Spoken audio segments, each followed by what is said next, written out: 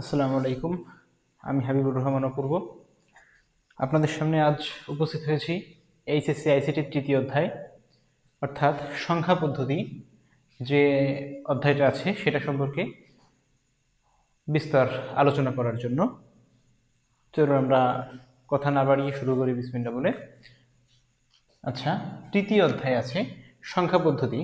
সংখ্যা পদ্ধতি আসলে বলতে আমরা কি বুঝি, সংখ্যা পদ্ধতি আসলে কি, কোথা থেকে আসলে এটা উদ্ভব হয়েছে সেটা যদি আমরা একটু দেখতে যাই, তাহলে আমরা আমাদের যে পাঠ্য বইটা আছে এই পাঠ্য বইয়ের প্রথম দিকে যদি আমরা একটু দেখতে পাবো যে আপনার আছে ওই সংখ্যা পদ্ধতি কোথা থেকে আসলে উৎপত্তি হয়েছে, কোন জায়গা থেকে আসলে এটার মানে উৎপত্তি বা উৎপত্তিস্থল কোন জায়গা থেকে কিভাবে আসলে এটার ধারণা এসেছে, ওটার বিস্তারিত ধারণা সেখানে দেওয়া আছে। আপনারা যদি একটু নিজেদের বইটা তৃতীয় অধ্যায়ের আইসিটির যে বইটা আছে তৃতীয় অধ্যায়ে ইন্টারের আইসিটির বই, ওটার প্রথম দিকে আপনারা যদি একটু লক্ষ্য করেন তাহলে দেখতে পাবেন বিস্তারিত এখানে দেওয়া আছে। আচ্ছা, এখন চলেন আমরা সংখ্যা পদ্ধতি সম্পর্কে বিস্তারিত ধারণা লাভ করতে যাই। আচ্ছা, সংখ্যা পদ্ধতি আসলে কত প্রকার? সংখ্যা পদ্ধতি আছে আসলে প্রধানত হচ্ছে দুই প্রকার। একটা হচ্ছে কি স্থানিক সংখ্যা পদ্ধতি, আর একটা হচ্ছে কি অস্থানিক সংখ্যা পদ্ধতি, অর্থাৎ কি পজিশনাল নাম্বার, আর একটা হচ্ছে কি নন পজিশনাল নাম্বার। একটু আমরা লক্ষ্য করি, দেখেন সংখ্যা পদ্ধতি হচ্ছে প্রধানত কয় প্রকার? সংখ্যা পদ্ধতি প্রধানত দুই প্রকার। দুই প্রকার। একটা হচ্ছে কি, প্রথমটা হচ্ছে পজিশনাল সংখ্যা পদ্ধতি, পজিশনাল সংখ্যা পদ্ধতি।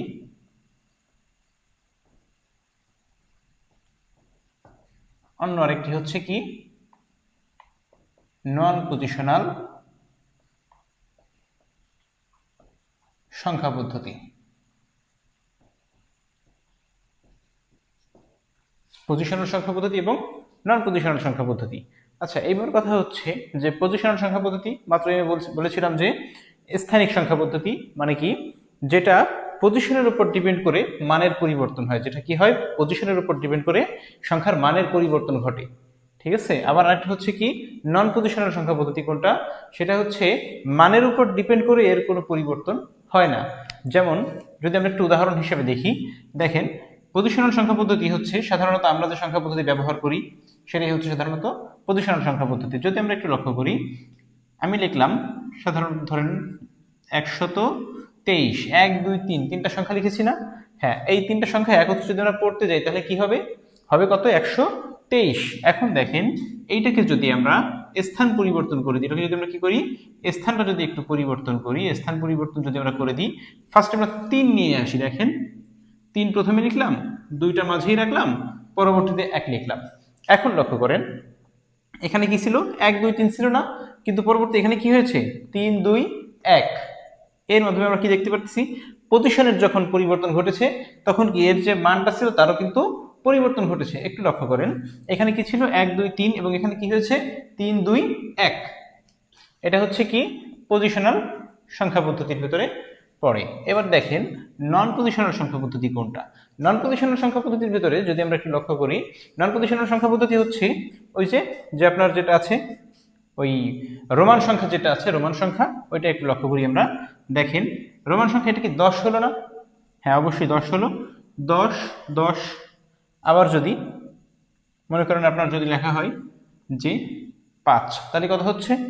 10 আর 10 কত হচ্ছে? 20 আর 5 কত হয়েছে? 25।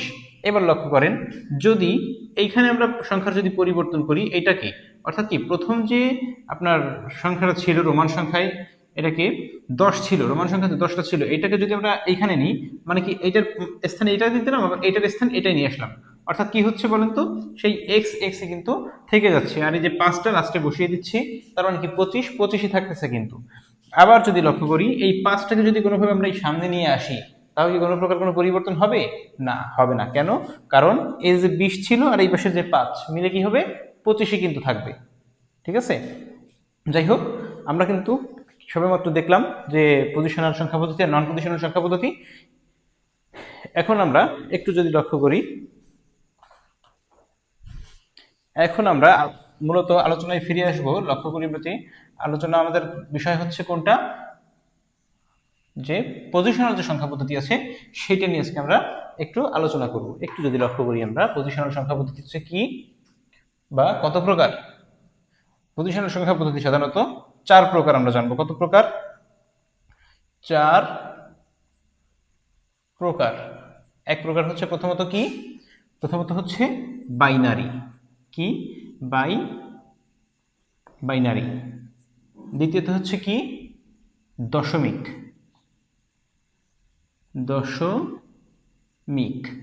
যদি অক্টাল আগে দিলে ভালো হতো, যাই হোক, অক্টাল। তৃতীয়তে হচ্ছে অক্টাল। চতুর্থ হচ্ছে হেক্সাডেসিমেল।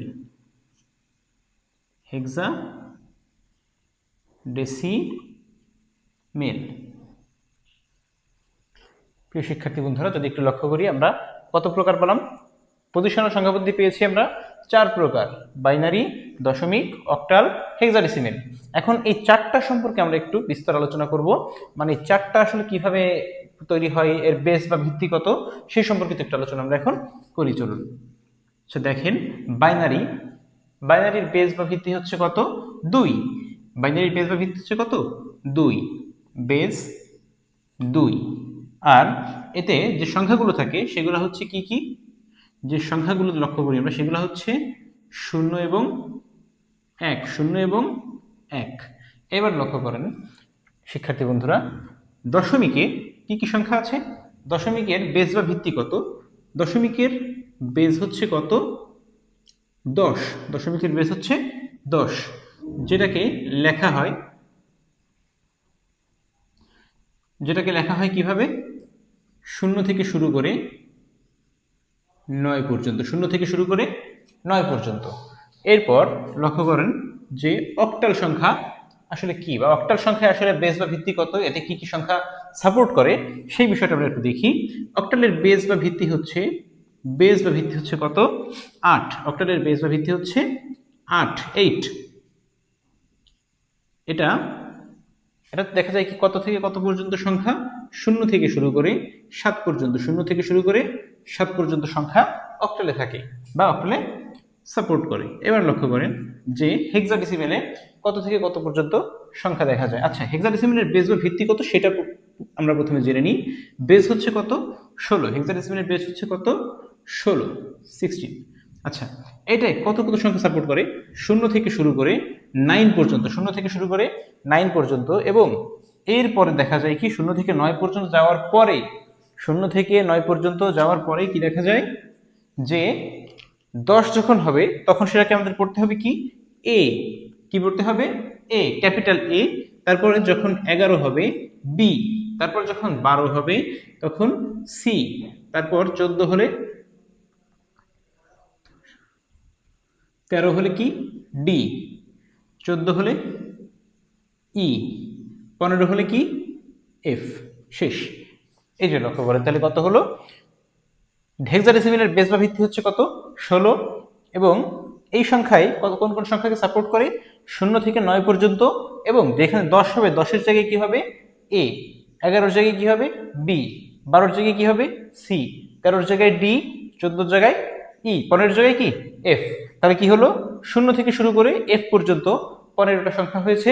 এবং এখানে মোট সংখ্যা আছে কতটি? 16টি। 0 থেকে 15 পর্যন্ত মোট সংখ্যা আছে কয়টি? 16টি। আচ্ছা, আজকে আমরা দেখব রূপান্তর।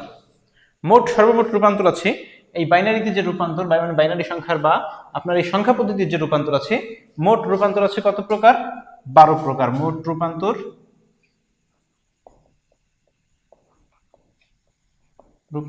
12 প্রকার। একটু লক্ষ্য করেন, মোট রূপান্তর আছে আমাদের 12 প্রকার। আমরা প্রথমে দশমিক থেকে বাইনারিতে যে রূপান্তর আছে সেটা একটু লক্ষ্য করি।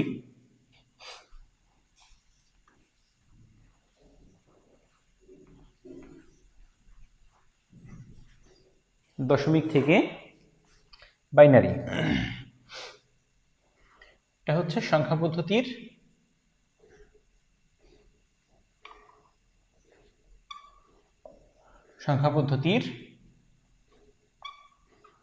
রূপান্তর। সংখ্যা পদ্ধতির রূপান্তরটা আমরা একটু করি, চলেন একটু যদি আমরা লক্ষ্য করি যে সংখ্যা পদ্ধতির রূপান্তর আসলে কিভাবে হয় বা কিভাবে ঘটে। দেখেন, প্রথমে আমরা কি করব বলেছিলাম, প্রথমে করব হচ্ছে দশমিক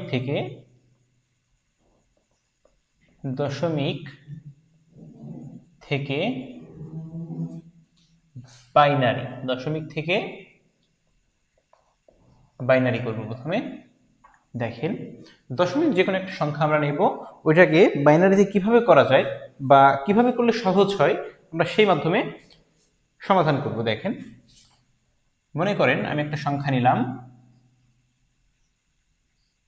67, সংখ্যা নিলাম কত 67, এটা কিসে আছে, দশমিকে আছে। দশমিক সংখ্যা আমরা কিভাবে বুঝবো, দশমিক সংখ্যা বুঝবো যার বেস বা ভিত্তি, এই যে 10 এটা হচ্ছে বেস বা ভিত্তি। এর যে বেস বা ভিত্তি, যে 67 যে সংখ্যা এরকম ব্র্যাকেট দেওয়া থাকবে, নিচে যদি 10-এর ক্ষেত্রে এখানে যদি 2 দেওয়া থাকতো তাহলে আমরা কি বুঝতাম যে এটা বাইনারি, যদিও তা নয়, কারণ এখানে 6 আর 7 আছে, কিন্তু এটা কিন্তু বাইনারি সাপোর্টেড সংখ্যা না। এবার লক্ষ্য করেন যে এইখানে যদি 8 থাকতো তাহলে কি হতো, 8 থাকলে অবশ্যই সেটা অক্টালের ভিতর পড়তো। যদি এখানে 16 থাকতো মানে কি 16 থাকতো, তাহলে কি হতো, এটা হেক্সাডেসিমেল সংখ্যা হতো। কি হতো, হেক্সাডেসিমেল সংখ্যা। আচ্ছা, এটা আপাতত আমাদের কি করতে গিয়েছিলাম, আমরা করছিলাম হচ্ছে দশমিক থেকে বাইনারিতে। দশমিক থেকে বাইনারিতে যদি করতে হয় তাহলে হট টু বাইনারি এরকম ভাবে যদি থাকে, আমরা কি করব, কয়েকটা পদ্ধতিতে করা যায়, তবে সবচেয়ে সহজ এবং সবচেয়ে গ্রহণযোগ্য যে মাধ্যমটা আছে সেভাবে যদি আমরা একটু করি, 67 ভাগ পদ্ধতিতে। যেহেতু আমরা বাইনারিতে রূপান্তর করতেছি, এজন্য আমাদের কিসে করা লাগবে, সবই বাইনারিতেই করা লাগবে, সব ক্লিয়ার। যেহেতু আমরা বাইনারিতে করতেছি সেহেতু আমাদের কি 2 দিয়ে ভাগ দেওয়া লাগবে সবকিছু। যদি এখানে আমরা দশমিক থেকে অক্টালে করতাম 8 দিয়ে ভাগ করা লাগতো, যদি এখানে আমরা হেক্সাডেসিমেল থেকে করতাম তাহলে অবশ্যই 16 দিয়ে ভাগ দেওয়া লাগতো। একটু লক্ষ্য করবেন যে 2 দিয়ে যদি ভাগ করা হয় কত হয়, তাহলে এখানে হয় হচ্ছে 3 আর হচ্ছে 3, 33 দুগুণে 66, ভাগশেষ যেটা থাকবে দেখেন 2 67-এর ভিতরে 33 বার যায়, কতবার যায়, 33 বার যায়। এখানে দিয়েছে 33, তাহলে 33 যদি হয় 33 দুগুণে কত হয় 66, 66-র পর ভাগশেষ কত থাকে 1, ভাগশেষ কত থাকে 1 থাকে, সেই 1 আমরা সাইডে ভাবে লিখে দিব। আবারও দেখেন, যতক্ষণ পর্যন্ত না এখানে শূন্য হবে, যতক্ষণ পর্যন্ত না কি হবে, শূন্য হবে, শূন্য হওয়ার আগ পর্যন্ত আমরা এখানে একটা না করে যাব। এবার লক্ষ্য করেন, 2 দিয়ে যদি ভাগ করা হয় তাহলে হচ্ছে হয় 16, 16 দুগুণ কত 32, 16 দুগুণ 32, হাতে কত থাকে 1, হাতে 1 এখানে বসে যাচ্ছে। এবার আবার লক্ষ্য করুন, 2 দিয়ে যদি ভাগ করা হয় কত হয় 8, 8 দুগুণ 16, পুরোপুরি মিলে যায়, ভাগশেষ শূন্য থাকে। আবার দেখেন 2 দিয়ে যদি ভাগ করা হয় 4, পুরোপুরি মিলে যায়, শূন্য থাকে। আবারও করতে হবে, শূন্য না আসা পর্যন্ত আমরা একাধারে এইভাবে চলবে আমাদের এই কার্যক্রম।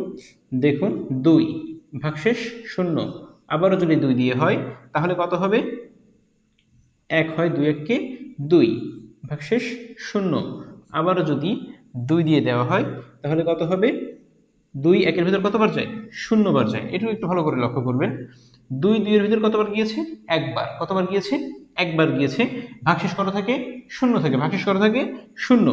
এবার লক্ষ্য করেন, এইখানে কিন্তু 1 আছে, আমি কি বলেছিলাম, যতক্ষণ পর্যন্ত না আমাদের এখানে 0 আসবে ততক্ষণ পর্যন্ত আমরা ভাগ প্রক্রিয়া চালিয়ে যাব, যতক্ষণ পর্যন্ত না আমাদের এখানে 0 আসবে ততক্ষণ পর্যন্ত আমরা ভাগ প্রক্রিয়া চালিয়ে যাব। এবার লক্ষ্য করেন, 2 1-এর ভিতর কতবার যায়, 0 বার যায়, তাহলে এখানে কত হচ্ছে 1, ভাগশেষ 1 থাকে, ঠিক আছে।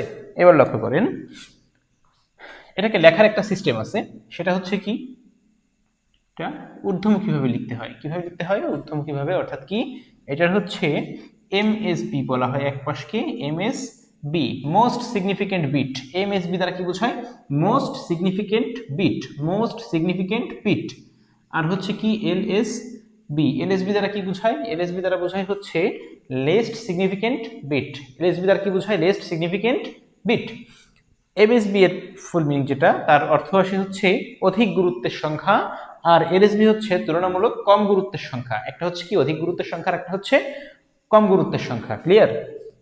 আচ্ছা, এই যে তীর চিহ্ন যেখান থেকে যেদিকে উঠেছে সেটাকে আমাদের সেইভাবেই করা লাগবে। এবার যদি আমরা একটু লক্ষ্য করি, দেখেন যে আমরা অ্যান্সার কিভাবে লিখব, 6 7 10 ইজ ইকুয়াল টু, নিচের থেকে লিখতে দিতে চাইতে হবে আমাদের 1 0 0 0 0 1, দুইটা দুটো চারটা শূন্য, দুইটা 1, কত হচ্ছে তাহলে, এখানে হচ্ছে বাইনারি অ্যান্সার হয়ে গেছে।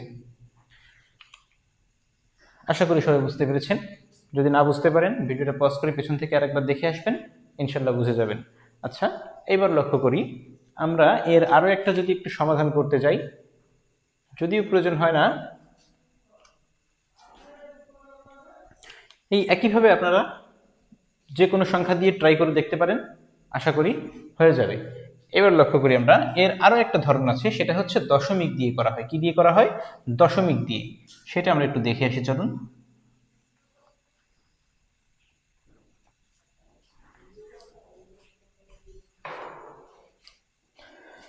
ধরেন আছে কত, আছে আপনার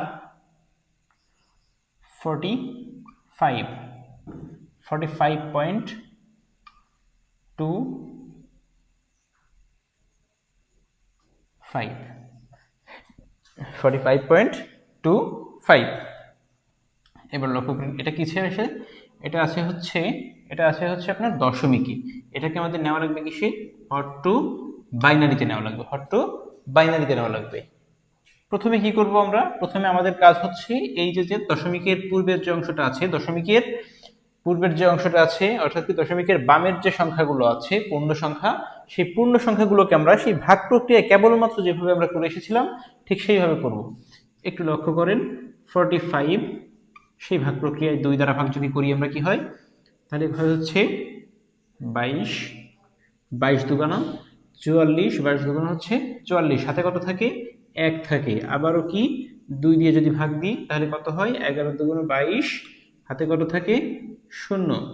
আবার যদি 2 দিয়ে ভাগ দিই, 5 দুগুণা 10, হাতে কত থাকে, 1। আবার যদি 2 দিয়ে ভাগ দিই, 2 দুগুণা 4, 2 দুগুণা কত, 4, 2, হাতে কত থাকে, 1। আবার যদি 2 দিয়ে ভাগ দিই, 2 দিয়ে ভিতরে একবার যায়, হাতে থেকে 0, ভাগশেষ 1 0 থাকে। আবার যদি লক্ষ্য করেন এইটুকু কিন্তু, এই যে লাস্টের যে অংশটুকু, এইটুকু কিন্তু বেশ ইম্পর্টেন্ট, এবং এইটুক থেকে কিন্তু অনেকের ঝামেলা হয়। আমি আবারও বলতেছি যে এইখানে 0 না আসা পর্যন্ত আমরা 2 দিয়ে ভাগ দিয়ে যাব, যতক্ষণ পর্যন্ত না এখানে 0 আসে ততক্ষণ পর্যন্ত আমরা 2 দিয়ে ভাগ করেই যাব। এবার লক্ষ্য করেন 2 দিয়ে যদি এখানে ভাগ করা হয় কত হয়, 2 দিয়ে যদি ভাগ করা হয় কত হয়, তাহলে 0 বার যায় এবং ভাগশেষ 1 থাকে। তাহলে এবার দেখুন এইখানে সেই একইভাবে একটা তীর চিহ্ন টেনে দিবেন, MSB আর হচ্ছে LSB, এগুলো কিন্তু দেওয়া লাগবে পরীক্ষার সময়ও, নাহলে কিন্তু সমস্যা হতে পারে। আচ্ছা দেখুন আমাদের এই যে অংশটা ছিল না, এই অংশটুকু এইটুকু কিন্তু আমাদের শেষ, এটুকু কিন্তু আমাদের শেষ হলো এখানে। এবার হচ্ছে আমাদের কি এই দশমিক সহ নিয়ে 25 যে আছে, 25 যে আছে, ওইটাকে আমাদের সমাধান করা লাগবে। এটা করার একটু নিয়ম আছে, যদি একটু লক্ষ্য করি আমরা, এখানে হচ্ছে প্রথমে গুণের নিয়ম, যেটা এটা হচ্ছে ভাগভাবে করতে হবে, এটা হচ্ছে গুণ দিয়ে করতে হবে। কিভাবে যদি একটু দেখি আমরা, এখানে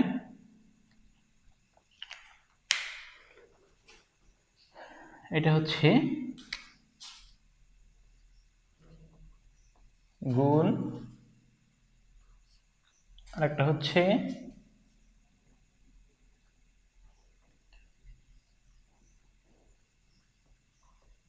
ভগ্নাংশ, বা এখানে গুণফলও লিখতে পারেন, গুণফল, আর হচ্ছে কি পূর্ণ সংখ্যা।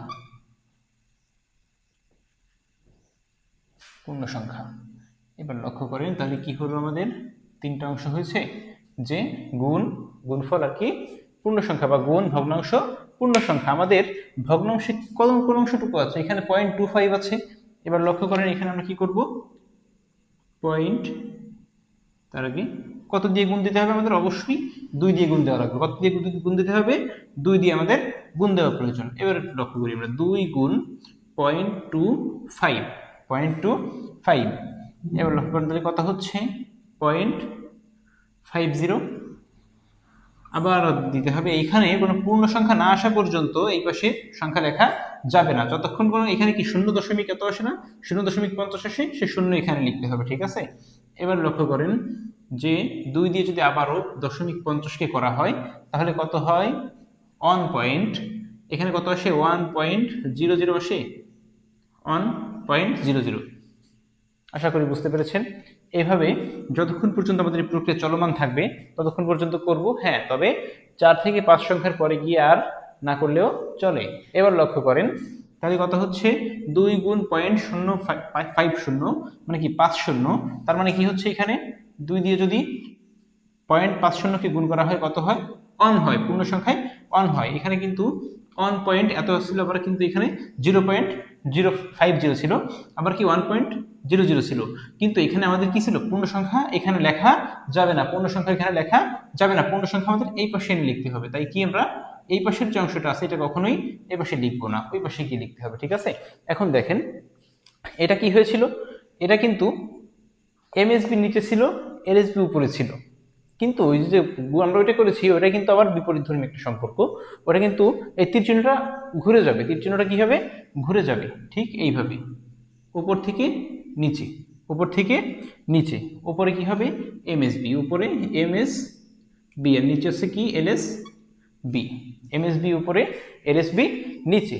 এখন দেখেন এই যে সংখ্যাটা আছে এটা যদি আমরা এখন পরিপূর্ণভাবে লিখি তাহলে হবে কত, অতএব 45.25 এর হচ্ছে 10 ইজ ইকুয়াল টু কত হচ্ছে, এখানে প্রথমে হচ্ছে 0 1 0 1 1 0 1 0 1 1 0 1 পয়েন্ট, এখানে কি এদিক থেকে আসতে হবে, এটাই কি দশমিক যেটা থাকবে না, মানে কি আপনার পূর্ণ সংখ্যা যখন করবো নিচ থেকে উপরে, আর দশমিক যখন করব উপর থেকে নিচে, তার মানে কি হবে 0.0 থেকে 1, এটাকে আমরা ব্র্যাকেট দিয়ে 2 দিয়ে দিলে কি হচ্ছে, ব্র্যাকেটের পর 2 দিয়ে দিলে হয়ে যাচ্ছে এইটার যে দশমিক রূপটা ছিল, মানে বাইনারি রূপটা ছিল, এই হচ্ছে তার বাইনারি রূপটা। আশা করি সবাই বুঝতে পেরেছেন।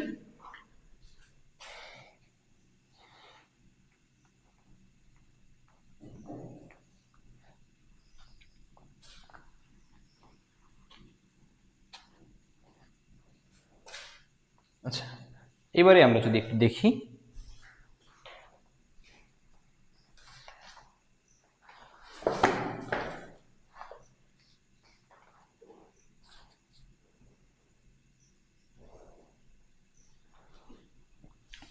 এবারে আমরা দেখব দশমিক থেকে কিভাবে অক্টালে যেতে হয়। দশমিক থেকে অক্টালে, দশমিক থেকে অক্টাল, দশমিক থেকে অক্টাল, একটু খেয়াল করেন, দশমিক থেকে অক্টাল তার মানে কি হবে, সংখ্যাটা সাপোজ ধরেন থাকবে কেমন, থাকবে আপনার 92, 92, 10, 92 আছে কিসে, দশমিকে আছে। এটাকে যদি আমরা কিসে করতে যাই, অক্টালে করতে যাই, তাহলে কিভাবে করতে হবে, হট টু 8, সেই সেম নিয়ম যেভাবে আমরা করেছিলাম দশমিক থেকে বাইনারিতে, সেই একইভাবে আমাদের করতে হবে কিসে, দশমিক থেকে অক্টালে, কিসে করতে হবে, দশমিক থেকে অক্টালে, সেই একই নিয়ম আমাদের লক্ষ্য করা লাগবে। একটু লক্ষ্য করি, আমরা সেই ভাগ পদ্ধতিতেই আমরা করতে পারবো। 92কে যদি আমরা 8 দিয়ে ভাগ করি, সে সময় কি করেছিলাম, আমরা 2 দিয়ে ভাগ করেছিলাম, এখন কি করছি, অক্টালে করছি, বিধায় আমরা কি করতেছি, এখন 8 দিয়ে ভাগ করতেছি। ঠিক আছে, এবার একটু লক্ষ্য করি, 8 দিয়ে যদি 92কে ভাগ করা হয় কত হয়, তাহলে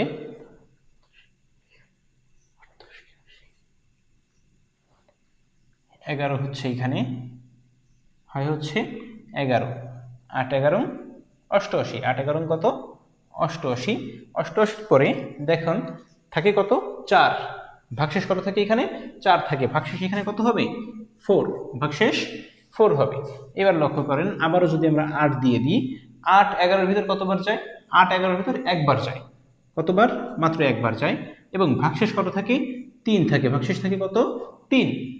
এরপর সেই একই নিয়ম যে বলেছিলাম যে যতক্ষণ পর্যন্ত এখানে 0 আসবে ততক্ষণ আমরা আমাদের ভাগ প্রক্রিয়া চালিয়ে যাব। ক্লিয়ার, যতক্ষণ পর্যন্ত আমাদের এখানে 0 না আসবে ততক্ষণ পর্যন্ত আমরা একইভাবে ভাগ প্রক্রিয়া চালিয়ে যাব প্রতি ক্ষেত্রে। শুধুমাত্র যে অক্টাল বাইনারি আর সে অক্টাল বাইনারি না, আপনার হেক্সাডেসিমাল যখন করব সেই সময় সেই একই নিয়ম।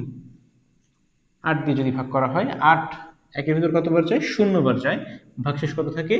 1 থাকে। এই দেখেন এইভাবে, এই যে তাহলে এখানে কি হচ্ছে? এমএস বি, এখানে হচ্ছে এলএস বি, এমএস বি এবং এলএস বি। এখন এখানে দেখেন কথা হচ্ছে কি, আমরা কিভাবে লিখব? অতএব 92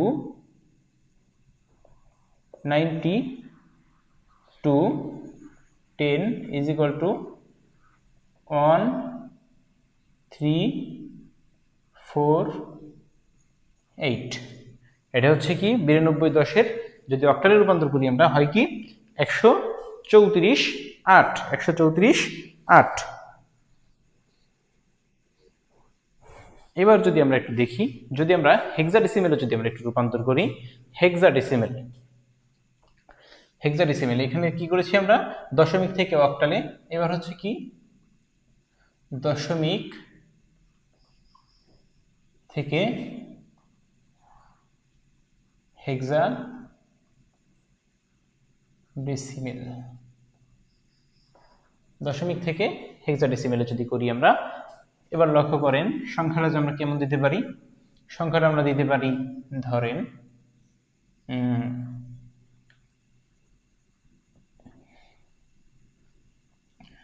150 দিলাম, 150। এই সংখ্যাটা কিসে আছে? দশমিকে আছে। এটা আমাদের কিসে নিতে হবে? আমাদের কনভার্ট করতে হবে হচ্ছে হট টু হেক্সাডেসিমেলের 16তে। হ্যাঁ, লক্ষ্য করেন এই বিষয়টা আপনারা ভালো করে মাথায় রাখবেন যে দশমিক থেকে যখন কোনো সংখ্যা পদ্ধতি আমরা রূপান্তর করব, এই ভাগ পদ্ধতিটাই হচ্ছে সবথেকে সহজ পদ্ধতি। ঠিক আছে, সবথেকে সহজ পদ্ধতি ভাগ পদ্ধতিতে যদি করা হয়, এটাই সবথেকে সহজ পদ্ধতি হয়।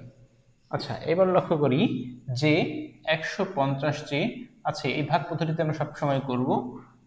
আচ্ছা, 16 দিয়ে 150-এর ভেতরে যদি ভাগ করা হয় তাহলে কত হয়? 16 হচ্ছে 160, 160 থেকে 144, 144 9 বার যাচ্ছে। 16 যদি যায় হচ্ছে কয়বার? 9 বার। হ্যাঁ, 9 বার যাচ্ছে। কত হচ্ছে এখানে আপনার ভাগশেষ কত থাকে? 144 যদি হয়, 9 ষোলং কত? 144, 144 যদি হয় তাহলে ভাগশেষ হচ্ছে কত? 6। ভাগশেষ হচ্ছে কত? 6। 44 আর 6 হচ্ছে কত? 50, ভাগশেষ 6। আবার লক্ষ্য করি 16 দ্বারা ভাগ করব।